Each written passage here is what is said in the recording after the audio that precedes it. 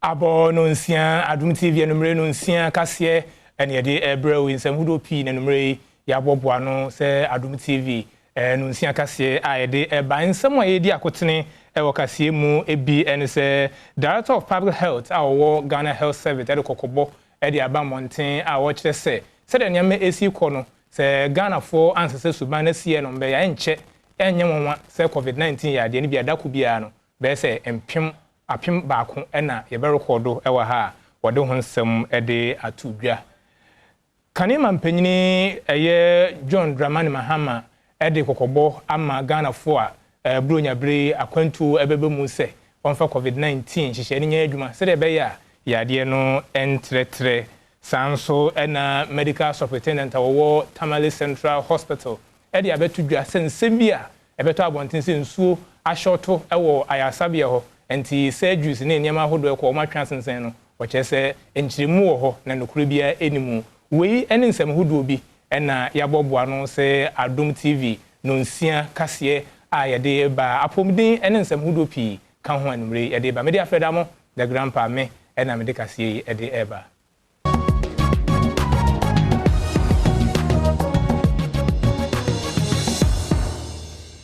yeshe nsem no asia na COVID-19 ho enkomo a yegboe no Ghana mampanyin na dankwa kufado ahyase a wokasa a wode message ne eka eba yenkonkoti de eko. Out of this situation, government has designed a solid program for the recovery and revitalization of the economy, which is the 100 billion CD Ghana Cares or Batampa program. We have completed the implementation of stabilization phase in 2021, which saw the economy grow at 6.6% in the third quarter of 2021, with a projected overall growth of 4.4% for 2021. 2022 and 2023 will be the years of recovery and revitalization and faster economic growth. Already, there are clear signs that the economy is bouncing back strongly, just as there are welcome indications that the global economy is also recovering.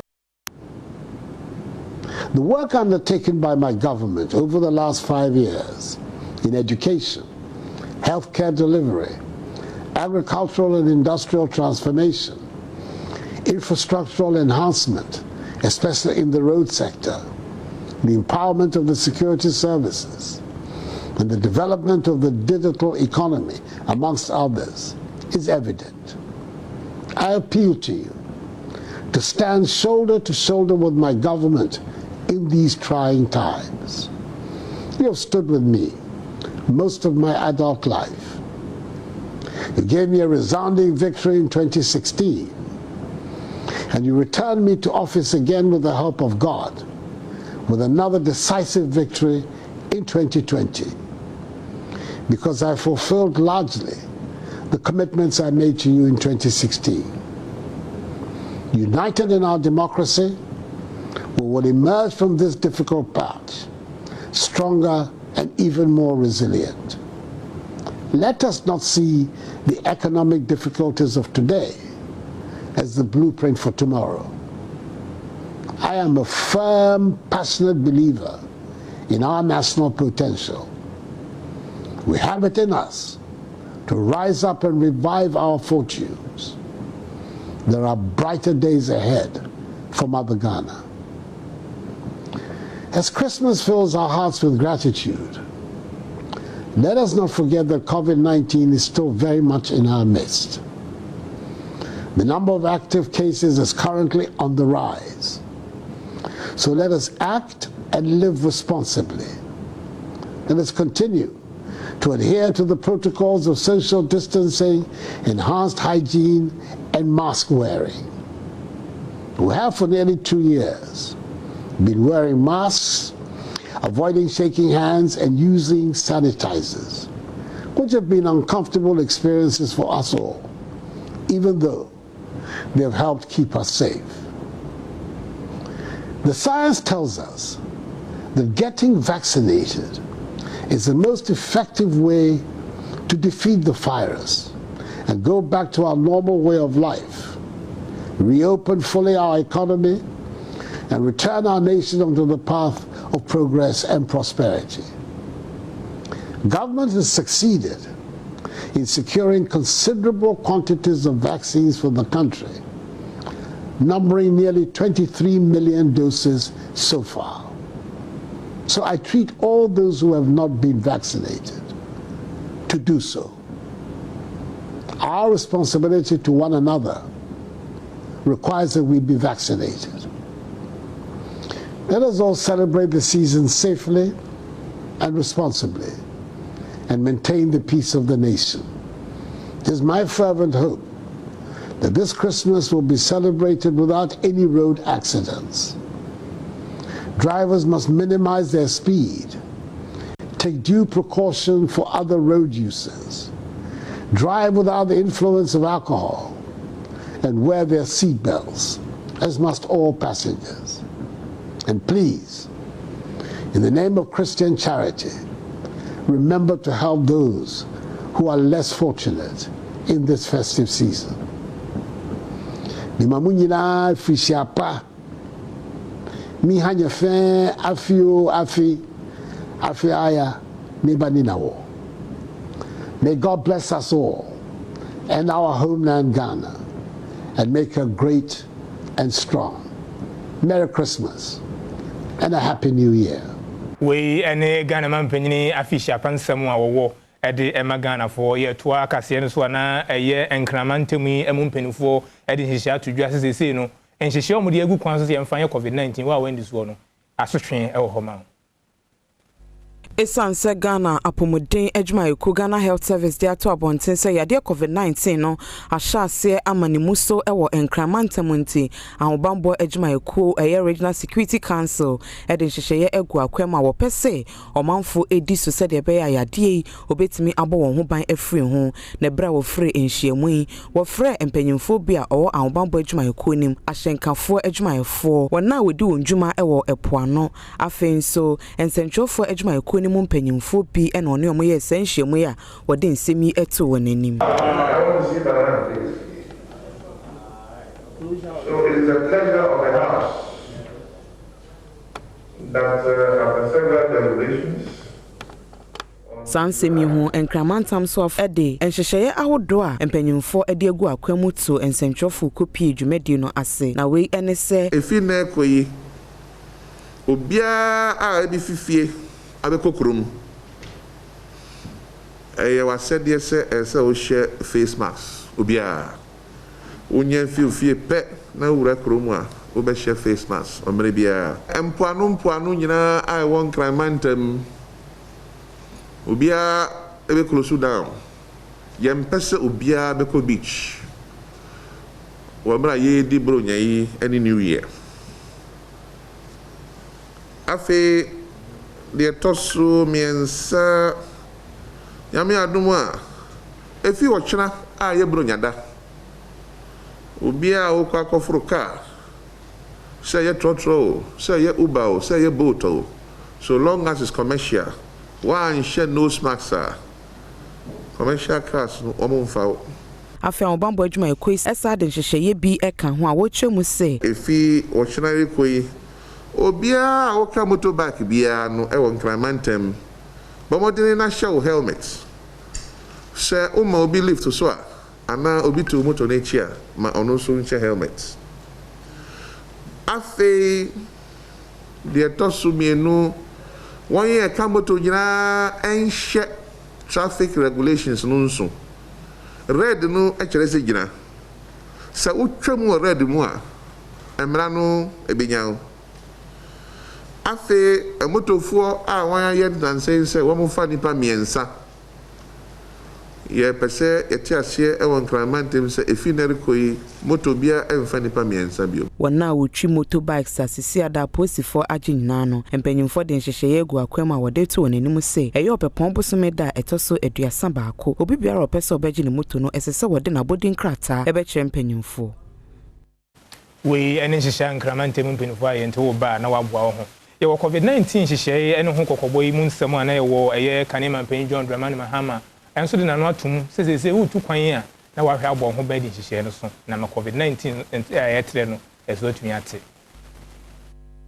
Ghana man penyi dada John Dramani Mahama bru nyansama wode ma Ghana fo inano efutu ena wode ma Ghana fo se COVID-19 ho hyehyeye no obi biara opese wotu kwan bia wonhwe se obedi sa enhyehyeye ne so afein so wona wawo pane ni bi wo Ghana no wonhwe se wo monso so obetimi edi COVID-19 hyehyeye wo dada ne so esan so monso obetimi asakwa kofa yade wona wotu kwan nyina so na futu sema wode ma omo ne se wonya hweye ewo ekwan so ena wona wopese woni wabusuafo kwaje wonani ewo picha hodo no womonso ahweyi ensem ena odema onse bronya ba woje wonani nanso ani gie mu no wonhwe se obeya ahweyi a obedi bronya ewie no na woni wonabusuafo inada ewo asomdwe mu afenso Ghana fo ina enhwe se obefa wona pomu den ato wona koma so Ghana fontnet wapomu na wonhwe se obedi aduane a ede ahoden ebema omo Ghana mampanyi dada ede to Ghana fo inanim se bronya eyemra ebusuafo ka won hu bom ema wodo ene wona asomdwe ACP ne senti bronyan obi biara emfa ne yonko bone nche no na won kanko nanim nhwe se afefofra obesimu no wode anigye ene opepa ebeye adwuma ede mfasode ebebre Ghana ene wona busiafo ne nyina mu no de woka che Ghana fo ne se wo ma obi biara afihia pa. Christmas is a period for forgiveness. We must let go of the anger and the pain in our hearts. A period to extend Christmas cheer to those unfortunate to be in hospitals, asylums, and prisons, so that the rest of the country can commemorate the period in peace, safety, and comfort. As we reflect on this period of rebirth, let us all endeavor to do better and be better in the coming year and beyond. Let's look out for each other. In this holiday season, as we traverse the country, with some traveling beyond the borders of Ghana, let us all endeavor to observe the COVID-19 protocols of social distancing, wearing of masks, sanitizing our hands regularly, especially after every public surface we may touch. Even if you're vaccinated, it is important to adhere to the safety protocols. Let us also remember to be physically active. For those who will be traveling for church programs, to family and loved ones for vacation or recreation, please drive safely. For others who will be going to the beaches, especially with children, please keep extra precaution. It does not matter your age, your political leaning, your ethnic or religious denomination. Your country, Ghana, needs you alive and well to participate in its building. On this occasion, my wife, Lodina, and I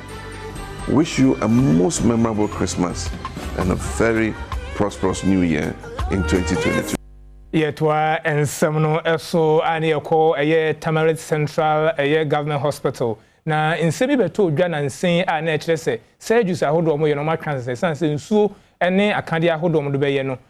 ho akwatwe ewo ho eno na ma adom kase ama no boni Elias Raouf Dabre edi ekire a odi nchiremu ebre Sadie ebeto abontin free Tamale Central Hospital Tamale Group pomu se okwaya sabia kese ho no ma ensu adokotafo de be hwa yarefo ade eniho afise base wo ye operation so a ayarefo ene kototo wonema edebre adokotafo mo de yesa operation no adonkase ebo anan edisa ensemi achi kwaya sabia ho no kohwe se so sa asemi eyampa na yekodru ho no de ne se na ensu ebubu agu pole tank mu ambi krompo ayema ebuso ne senti yebo anan ekodokota panyina wo ayaresabia ho no asoye ekobisa ne se so dokota edi enti na yebaye ensu yi bi ho nenso edikan aba beto abonten amankofo yemhwehwe wonse ahanom de oba ensu eniho na nensem bia wokan ye ne se dokota ni a wotwro sa ensem no beto abonten no ono ankasampo wonu ne ho na waba na so ye honom de echewpa abre no na oba ayaresabia ho no ma ensu de bi wo ho enema so so esesa dokotafo de ye adwuma nso ne nyina bi wonto onim di enti a ema dokota ni no eye saade no dokota panyi Mahamudu Imbiniwaya ekasa no wasade tumu se eyampa ahochwa kakra ewa ayaresabia ho nenso enye se de aba beto abonten no. The doctor who put that in this morning came, the first thing, he came to apologize immensely for putting up that thing. And that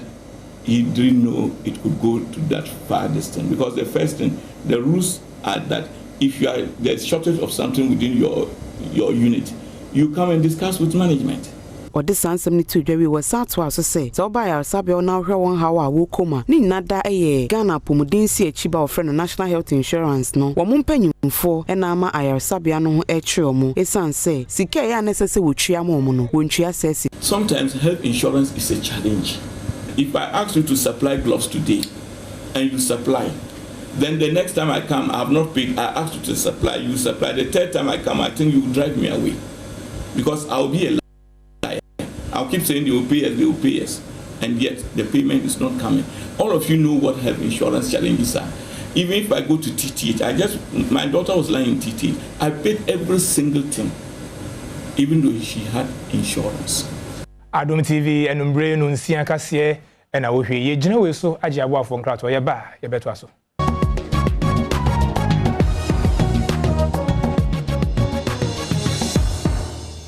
Ye toa ensem no eso ane ye ko Kwawu East mensin mu ewo eye apie mantemu okọ ho no a nurse ni a wogye awo a chese obo no homodne pa ewo 2021 no MP a wo mpesu so owura Bran Champon a che ne ka wa chese be sha foforo nkran ama won so asom omanfo ni yi. Emrashe bedeni a wogina ma wono mo wo abetifia abato mpesua so Bran Champon e de abasobode ama Joyce Lemboampon se wono na Kwawu kotoso mensini mu hono mo no wo ye na adwuma yie se midwife a wo hwe ye ma afimpinu ane aduonu ba ko mu no oba bia ni hono mo a wo ko a wo so e wo mensini mu hono mo a hwere ne nkwa abasobode adwumadi na se no was science to the TV, refrigerators, gas burners, sika, any gift vouchers, Emma, apomoding adwuma yefo, ohanum any adunum, ya wonom ewo mensinim honom ewo adwuma pa, wonom ye wa afimu ne nyina mu. Wo wie ye no ena wode kokobonsam, Emma apomoding adwuma yefo a wonom ewo mensinim honom. 2022 year about the same. I want to pledge to you, and I want you to pledge to me and to Kwawu East District. Now the one thing that we are going to do is to treat each other well. Let's treat the police officer well. Let's treat the teacher well. Let's treat the teacher's son well. Anybody that we come into contact with in our line of duty, let's treat them well. Each other well. Treat your boyfriends well. Only when we have treated each other well that we will benefit from a civilized society. Joyce Lemboampon wa esan na dwumadin ti wo ma no ehyan no ade asedama emrashe bedwani no e wo sa abasobode a wode ma no ho ya wo san so de afutuo ma midwives nyina se emfa ho se de opemfo bi esikasam etie no wo ma wani enko won ho untriti opemfo bia te se omode esan se wankasa ukwa akwo a enya form enti se na awotie no e wo se ukwa akwo show obi ana wo baji obi awo a wo se wo de ni hye mu enya sa feeling ni bia ma na enye yimu yese we wo ska no wo ska so woni bi o se wutimi eje na wo pepepe na wuntimi a na de na kokọ baby esese wo se onya ne nkwa se nyakopon ama dom na de ama me a de me kan se me da na sam de me mpanifo no so nyina ase so mo yi mi se me na me ye midwife best midwife owi echi no na mensini apomuden kwankyerefo Mohammed Mutala ede ne nsem etudwa. At the end of the year ne de ya yenim se ye covid ye yare kesi we betu ye yankwan yehu se covid ye how be brave aba na honorable itimi ehu se at least to appreciate staff for their effort and ejuma omoye no is so impressive that honorable as a percent with me a support here to be able to ensure say the staffs are appreciated and also continue to work very well for the district. Adom TV enumere no nsia kase na guso a wo hwe ye toa ensem no so ane ye ko ahafo mantem emu ho na sese wo ko ho mo a de abeto dwanse ma no dodo no a wo mpa mi no wonjere na waye no wa start twetwe se wo chese week eho akwatwe e wo ho no.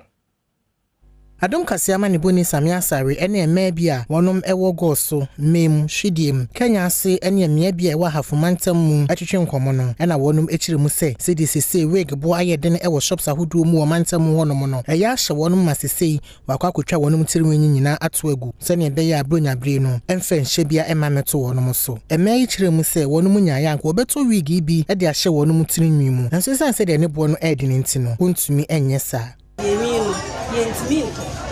It's very me cry say mama dey say contribute say the abane say who you tina no wada so no atwa boy bia to simple na de na they say you ni boy e dey omo kofa de na e to no ha sa no me de mo mu so kwa no mu de bia wa beto so tie se wa hwe mitimi ya be papa kotwa ni timi to mi ni di timi ni de bo akoso pa previously no now to me to any bia 2 3 4 cra now the about masisi ade e bo na koso ntenta ma masisi ano eni ba ko ye kwani bo che cra witimi to ba ko no aka se wo to mienu ni niensa Sandra yobi a woton enwi yibie na wo kire na dwene ade afagina ya ema ni bi esie no ho no na wo de tu dwa se sese impodie wonom kwa adwuma kra na esense de enwi ni bo na kosorenti no wonto ade nanso enye wonom enfom so wo kire mu ne nam so ama enwi ni bo no ayedene last year amount aminya ye this year since morning minya sa amount nti amama ye worry ba customers ni ba over prices ni mo ma omsi ni bo ye de ana yasu ya kofa esa se dom dia to so na asunti ene wo dey to cam loading board the obeje ene wo transportation yasu ya ba wo se ya de kakra ye de eto so si ya hwese ene ne wo chine market very good aye de amaye yes ade market ni slow ya na Yamani boni kosoa bontoa ewo ahafomantem hono mo hwe sede edwade ekoso hono mo enam so emane ko wono mo awoton enkoko adwasuo na wono mo so edito nanim se omanfo ento ade kura onchire mu a wade tu dwa no eni ya bidie nyande se enka no kura nya kura enka so asade ya starte fa de me ba dwa mi no ma ya tokura nu tan obi aba obebu sabo na no wokọ obi ne be kasa so me kwa ba no am ti afu e de no ma nko yi kura sani na nke presenka le ko ni su ko ko yi ma ko ni ya ba no ba kan ke ale ya ta si ya ko e ni no ti na on asa ma na ti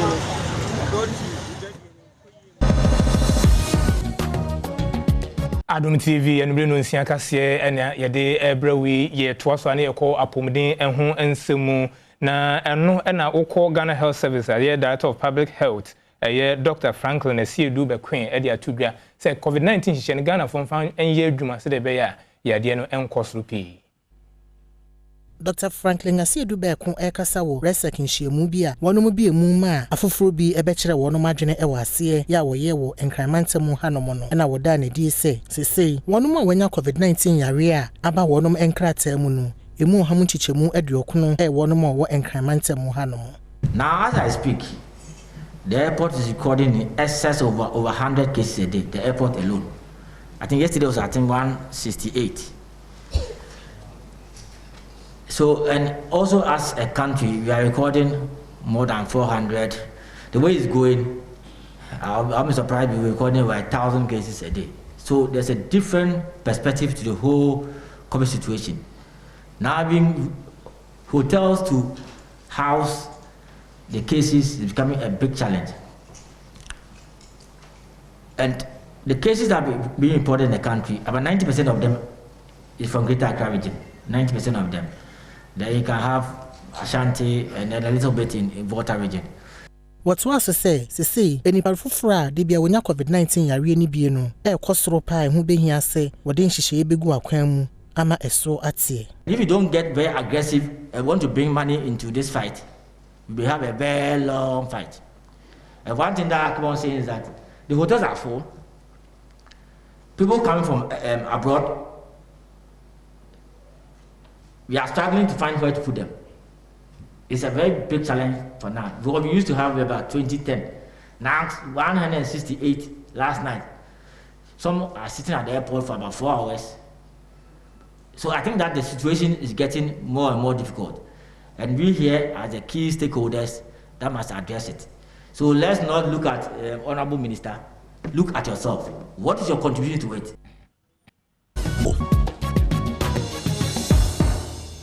Adom TV enumre no nsia kase ena ohwe ye toaso ane de ye adwadi ehonsem ena toaso ye ko tamale eho ena adwadifo ede atudwe se dubronya wodi dwadidwa na afie de enya kura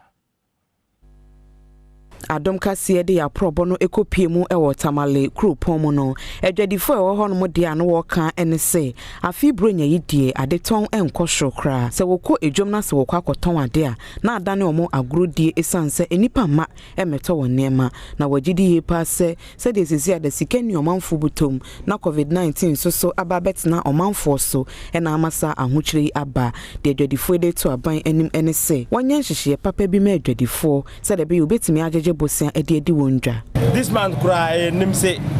oma tuo omun tuo yantimi won hwe because eba say na ka Christmas those days no 24th say da oba kobo na ni panam gidi obia tobi especially no ma eton cylinders ben na ade because the be aduane ama aho ma ba ye dey about the fee but eno na etie nkola na etie oto spam through Ghana of what they compare next year and this year Ghana of but I any American cookies this year Canada uniform this year they are from Ghana because they are from Bronya idea so how by what it here the same planet one must pan or motor. What's sorry about what was no upon out? Yan talk shit. Sir, Bronya pa bonny said a BC da yes. A BC da Bronya yan talk. Sememophobia, Adom kaseɛ ɛne ɔmo kasa ya na wɔkɔ akɔtɔ wɔn Bronya nneɛma enso ensɛm a wɔka yɛ eni. And actually I haven't finished buying all. I bought some but I'm still on process. As I'm going to buy some of the things. Why? Because today is 24th. Yeah, today is 24, but it's not yet over. So that is why I'm still, even 25th, you can still buy the seafood. You are ready to do so. Actually, you know, for that one, there is an individual difference. Maybe it depends on the amount that everybody wants to. But to me, even if I have 100 CDs, a money to. For that one, it's individual difference. Actually, the money I have, I believe, with what I'm going to buy, I'll be okay with it. Adom TV and Bruno Siakasie and Wofi Yejina so Ajabwa from Krato Yaba. Eric Esie Dubuedi, Kejuan Ankasa, Edia Gudi Hussein Betwaso. Abusua mo afisha pa sa mo akwaba Adom TV kasie na wo ehwe na yenkon akodi nsemu na yemfa ngomma na akopie mu wo Cameroon a bibi ekoso ahosisi ne ekoso aka 15 days na AFCON 2021 baso na Ghana squad wa yede kopie mu camping Doha no and then local contingents no fio mai mu a wo ekwakohia mu nuanom bogafo no Doha. Local players ahodu enum ya AFCON squad no omka ho no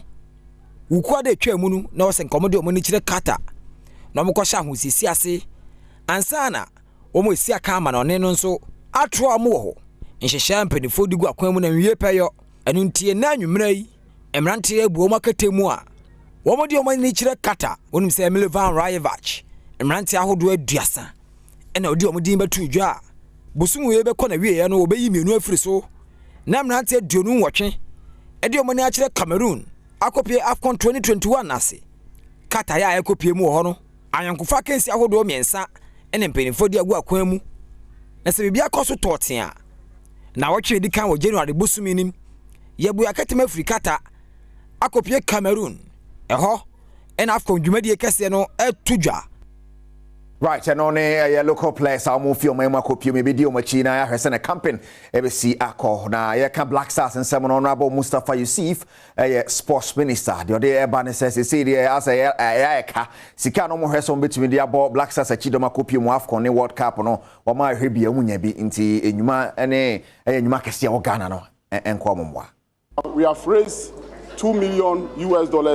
out of the target $25 million. And I use the opportunity to thank the corporate institutions who have supported and also ask those who are yet to fulfill their pledges and those who are yet to also come on our to support us to do so, because we have so many international assignments await us come 2022. Right, Yankopimo Ghanaian Premier League match day 10. Shasia Ochana, Yemerson fixtures no AC etie utumu say yes Saturday Ochana ha so folk jam against Dream FC or do ba and yes one match grow. Hearts Against Dreams. Now, Korokone Wafa, Kwasieda, Bechem United, King Faisal, Chelsea Ash Gold, Great Olympics, and 11 Wonders, and Media Mania Diana Stars. Oi, Diana Fuasoja, and I said Media Mama Stop Your Manage Water Sharks, and Legon Cities Diapim. So, Accra Lions, and RTU, and so Ebebo, where the Ghanaian Premier League match day 10. Now, Shani Somame, say, Manaso Diano, twice a weekend, the PMB, and some. Ebebrewo yenyina so na yemfansi Sergio Manucho me producer kai say wo de nankasa beka kejwa ne ho Erica Siedu Bodini enumre no nsia ka se ne aha na brema kwan ama ye de asie wo betwetwe sen enumre a Pepsodent wo da so nso so a for Pepsodent etwetwe sen me de afeda mo me enam de dwumedi ye de ebrewo na Adom TV 9 lessons and carols no ekoso enti koso na hwebi na hwede ekron so so ana wo fi ene na ko hwe ntokwan enya ntokwa o ana wo so obi ahade obi amoja pram na wahu moja wo fi ha malaria fever malaria me hu dodo me hu nyamiye awra mam me mpade wo ye no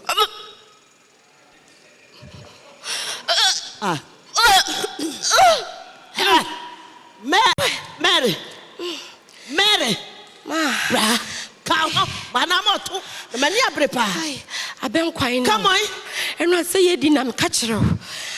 me di abenkwan pincha me